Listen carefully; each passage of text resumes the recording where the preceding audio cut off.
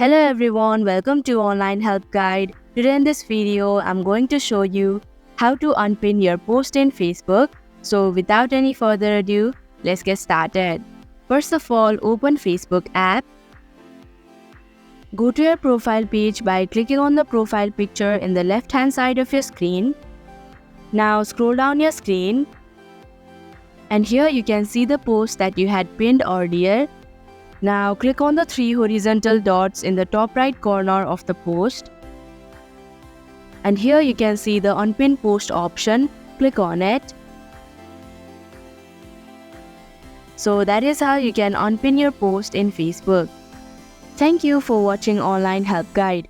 Hope this video was helpful. If it was, hit the like button and comment down if you have any questions or feedback. Also, if you are new to our channel, subscribe and hit the bell icon so that you don't miss our upcoming videos.